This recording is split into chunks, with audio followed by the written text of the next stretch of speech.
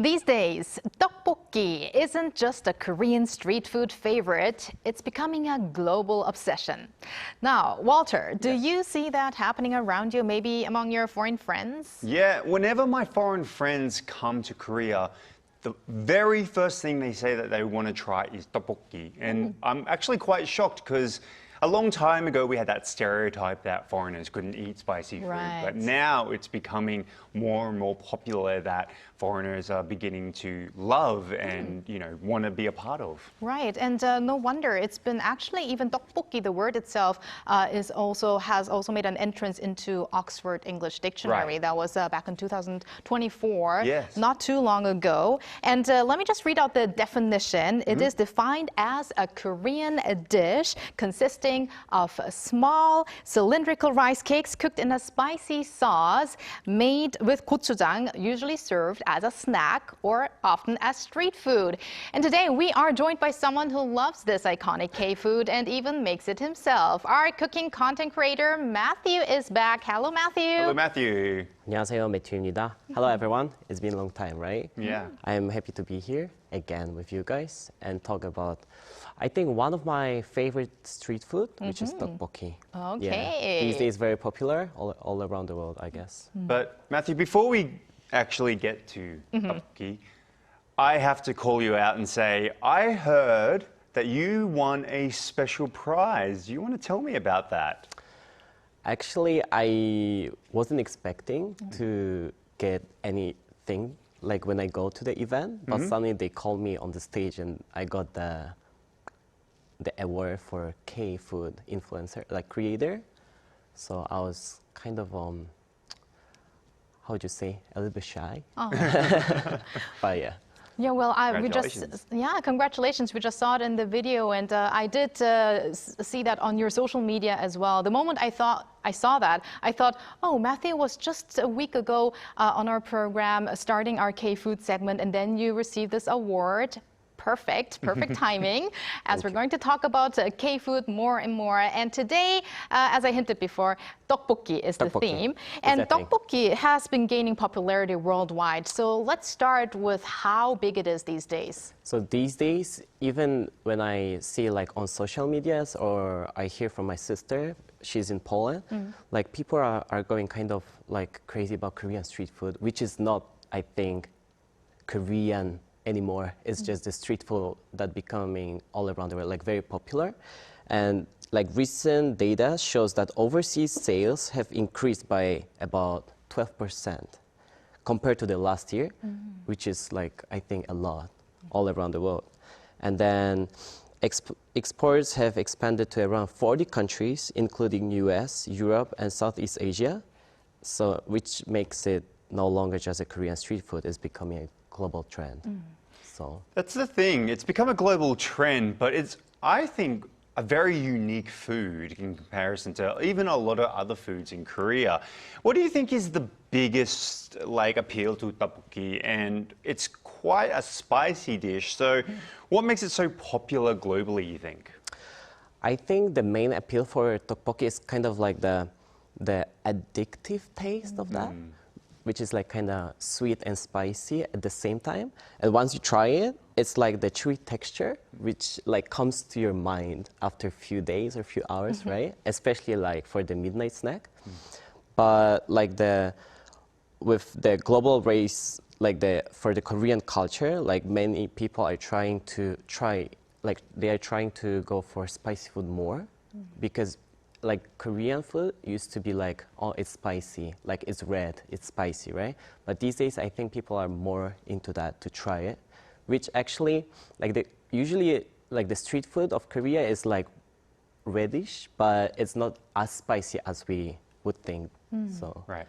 I mean, when I used to live in Germany, really, I guess all of my friends probably 1 out of 100 would try out tteokbokki. Right. But these days, I also feel that many people in Western countries have that 맵부심, how you would call it in Korean, which means Right. you are kind of proud of having a high tolerance for spicy food. For spicy Right. food, yeah.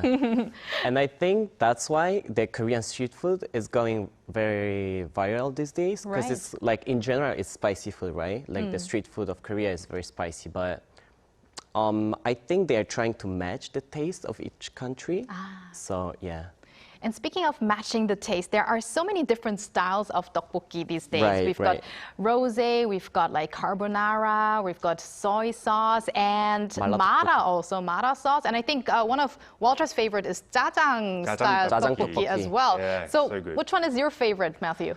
I think I like the basic one, the 기름 tteokbokki, which is oil-based. You put a little bit of gochujang, and it's kind of like eating like oil pasta kind of thing. Right.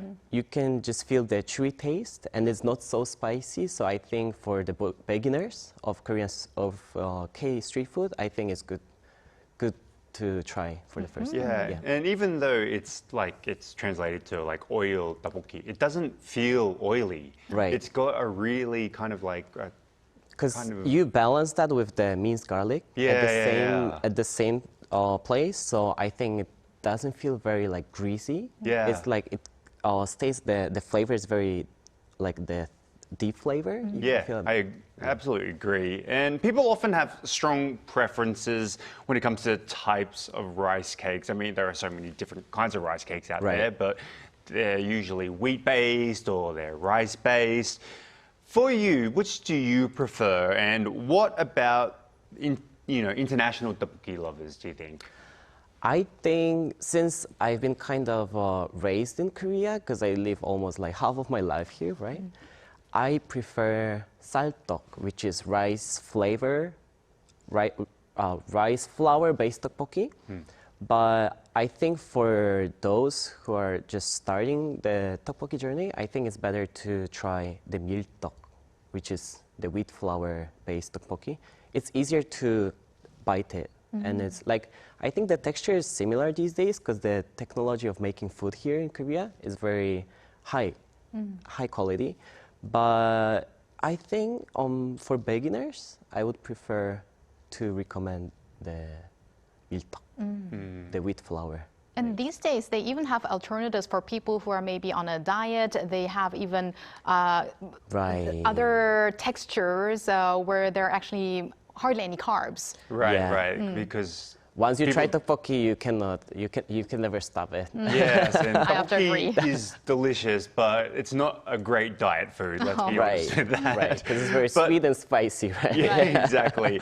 And as Soa mentioned, she talked about the texture.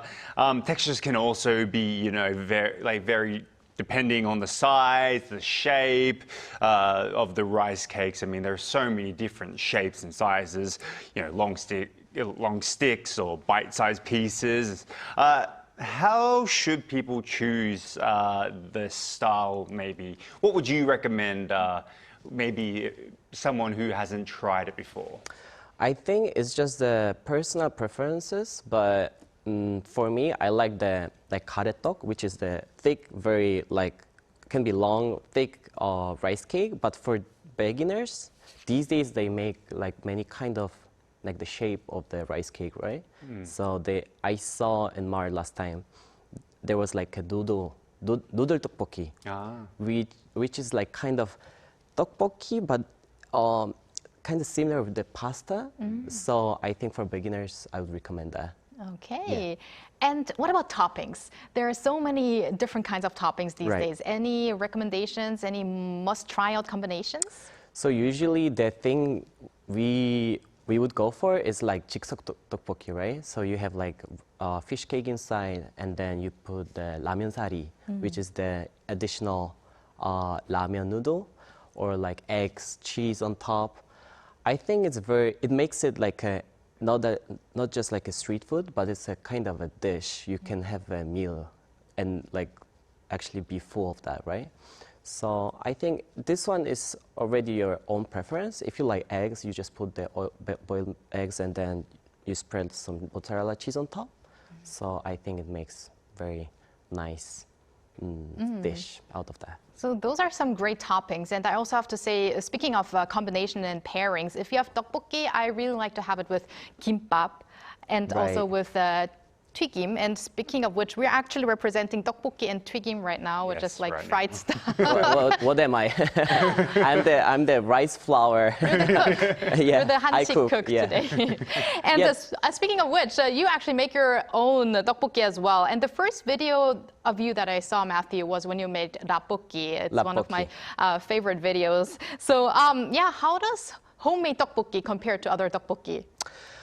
Homemade tteokbokki can feel a little bit lighter than the street food you actually pay for, but it's just because for street food they use different heat, the range is very strong, and then the broth, the soup, the base they use to make it is the seaweed and anchovies, so it's very deep and rich taste.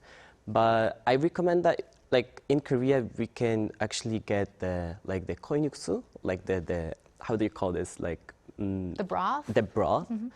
So if you use it to make tteokbokki, it's similar with the taste that you can enjoy in the restaurant. So same at home. Okay. These days. So from your experience of making tteokbokki, do you have any tips or tricks, or why does it sometimes taste different when we make it at home? Like we said before, right?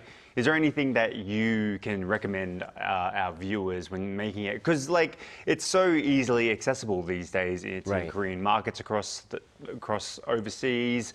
Anyone can try making it these days. So as I said before, I think the heat, the thing how you make it, is more important than the things you put inside, but also the broth is very important. But these days, I think all Korean brands that they are sending their meal kits worldwide, I think the base is already done. So you don't have to worry about that. But from me, I think for us tteokbokki, if it's a little bit sweet, it tastes better, right? So I think even if you get the meal kit or the product from the market, it's not just you boil it, you have to put a little bit of sugar inside. Yeah. I think it's gonna taste better. And last but not least, very briefly, what do you do with the leftovers? Any tips? Leftovers, actually, you can, if you have, in Korea, when we cook, we use the kimchi kawi, the scissors for kimchi, right? So you just try to cut it finely, and then you can just fry it with rice. Or you can make tteokbokki, which is rice cake skewer. You just put on the wooden skewer, and then put some sauce on that, leftover sauce, and it's good midnight snack. You have a new menu right there then. Right. All right, thank you very much, Matthew, for that today. Looking forward to our next K-food item next time. Thank you. Thank you so much. It was fun.